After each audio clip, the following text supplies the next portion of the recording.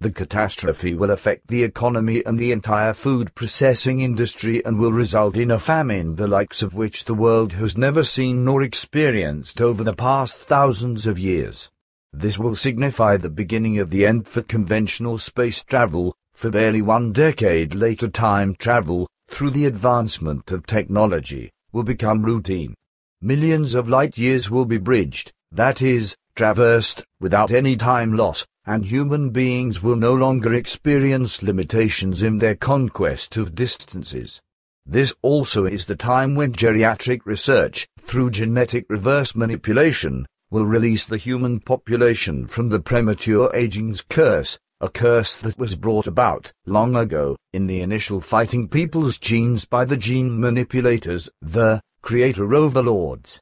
This reverse manipulation will afford man an even longer lifespan than that achieved by terrestrial geneticists through prior procedures, whereby human lives increased to an average life expectancy of 400 years.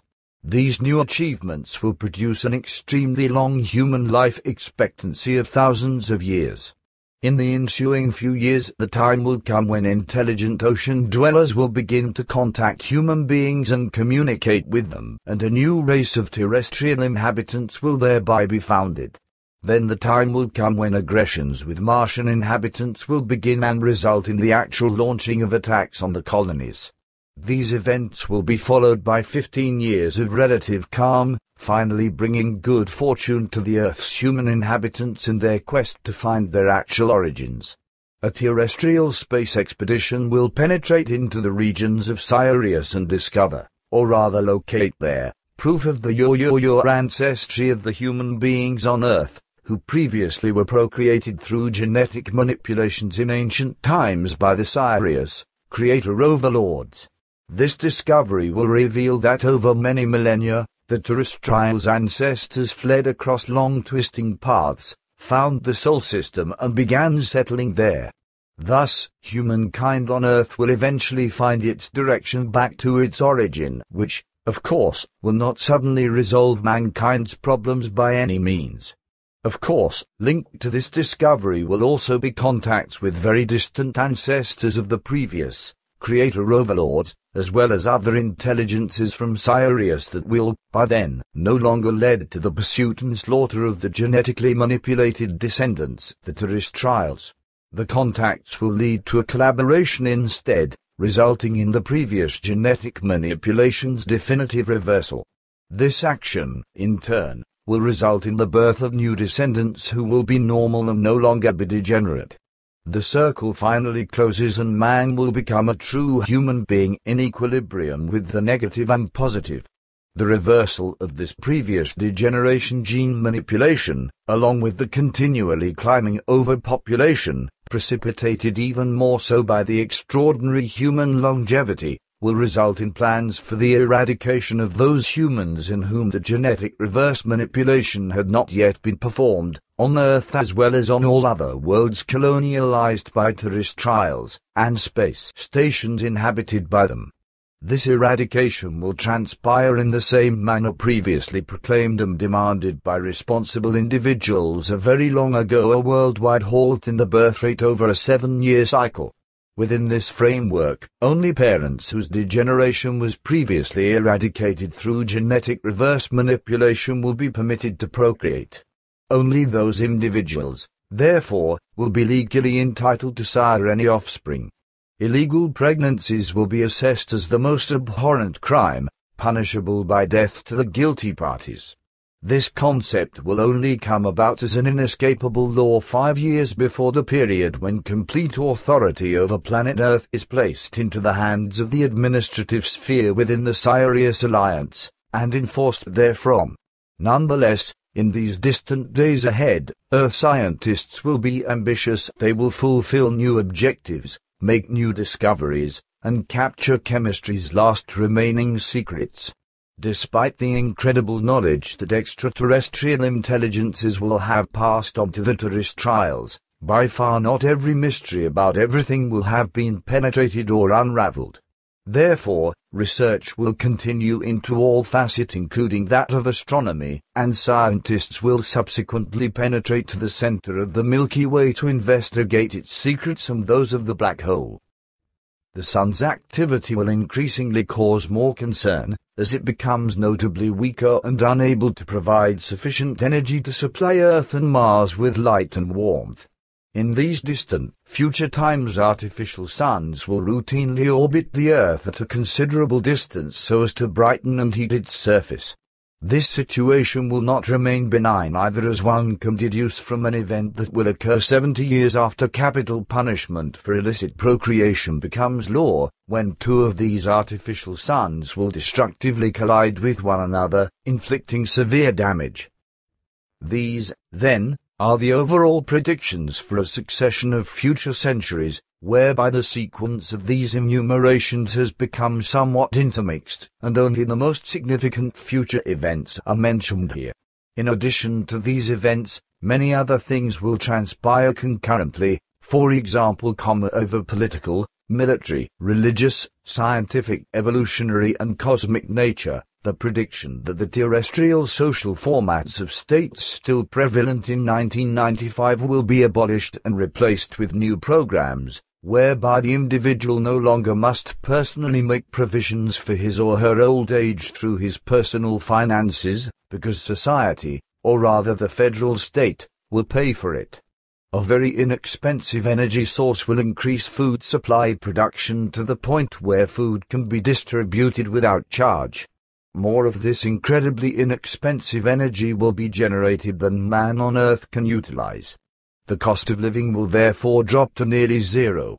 Pension plans, for example, along with other financial support systems, will become redundant, if for no other reason than the fact that virtually no income will be required any longer for a person's livelihood.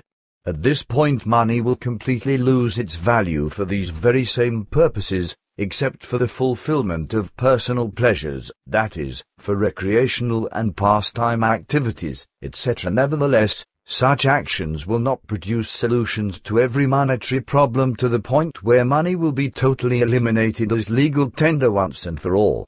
People from Earth will continue to be caught up with their thoughts of using money in the near and more distant future, and many hundreds of years will be marked by its use, although 2 attempts to completely eliminate money will be initiated. These endeavors are doomed, however, because man simply does not wish to detach himself in the near future from money and wealth. For this reason, all related efforts will be undermined because gold, silver, platinum, palladium, and other valuable, still undiscovered metals, precious stones, jewelry and other items sold illicitly, which will ultimately lead to the collapse of the attempts to abolish money.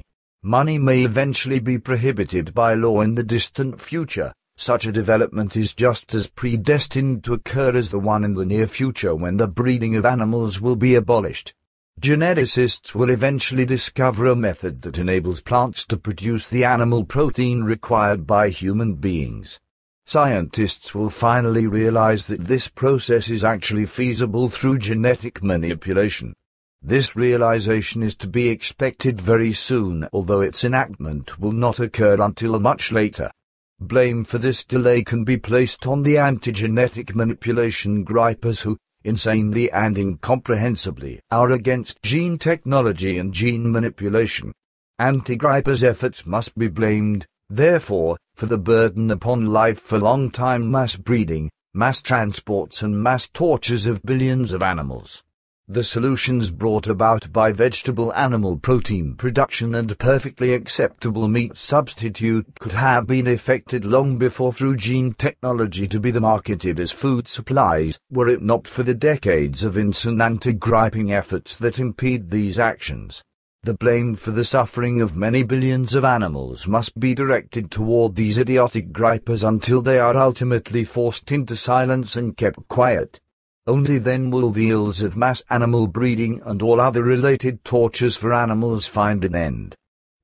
The predictions also failed to mention that scientists will soon realize that Earth's atmosphere is truly not conducive to prolonging human longevity. Although mention is made in the predictions of the genetically manipulated descendants' adaptation to the Earth's atmosphere, no information is given about scientists discovering the Earth's atmosphere being unsuitable for human beings and the fact that it contributes greatly to their rapid aging process. Furthermore, no mention is made about scientific discoveries which will, supposedly, lead to the imminent production of air that is more healthful and beneficial to the human body than before.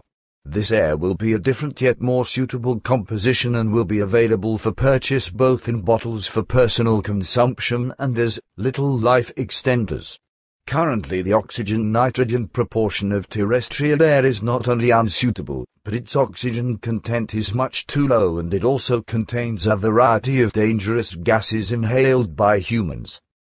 Regarding the Earth itself, a fact not mentioned in the predictions is that, all along, the scientists were unaware that this planet was not expanding over the millennia through the accumulation of falling stardust and meteors, etc., but that, imperceptibly, it has been expanding internally.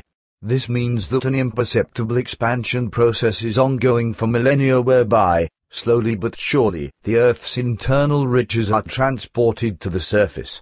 Over time, this expansion process will accelerate in correlation with the Sun's decreasing nuclear fusion rate through which all gravity fields within this entire solar system will change, in particular those of all the planets.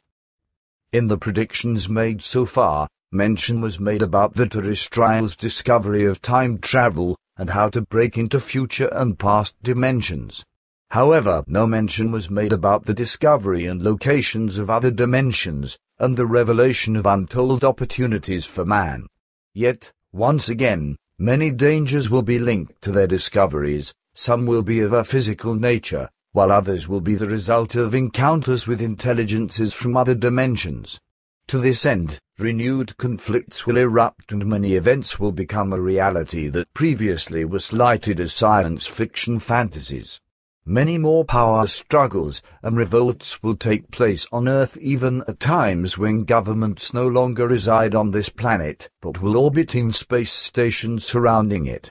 These governments will not find a safe haven there for long, as some predictions mention that the rulers will be overthrown up there. Through faults and machinations of scientists, an evil time will follow once again, whereupon man will utilize the services of an animal that harbors much negativity, viciousness and degeneration. This condition will be revealed to man and be provoked by the scientist's service agreement.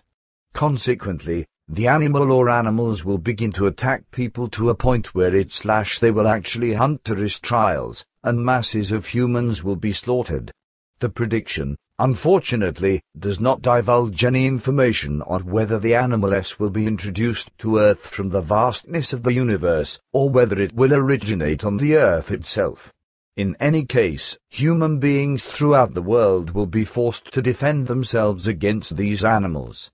But the human population's efforts will be futile, and for this reason everyone on Earth will have little choice than to flee to the one continent which will be forged into a gigantic fortress. 300 years later, scientists will once again create a horrendous calamity, for their conceit and arrogance will push them to the point where they see themselves as God, and in their megalomania they will perceive themselves as equals to creation and as being irreplaceable in every way. Afterward, nearly 100 years later, a very vicious and aggressive act takes place on man's neighbor planet, Mars, when numerous spaceships will attack and completely annihilate the planet until even its substance is eliminated. During this period, the destroyer planet will once again create havoc. This ancient roaming celestial body will enter the inner solar system on a collision course with Earth as a result of the Sun's rapidly dwindling nuclear activity and the subsequent total alteration of the gravity fields within the entire solar system. The destroyer previously caused repeated destruction in the old Lyra regions over millions of years. Only sparsely populated by that time, the Earth will be faced with the threat of complete annihilation resulting from this destructive wanderer, and terrestrials will be incapable of safeguarding themselves against it. Because of the suddenly depleted gravity fields, now completely out of control throughout the entire solar system, the terrestrials are unable to direct the destroyer into another orbit or annihilating the destroyer. Neither alternative will benefit the Earth, for by this time it will be uninhabitable because of the monumental solaric changes.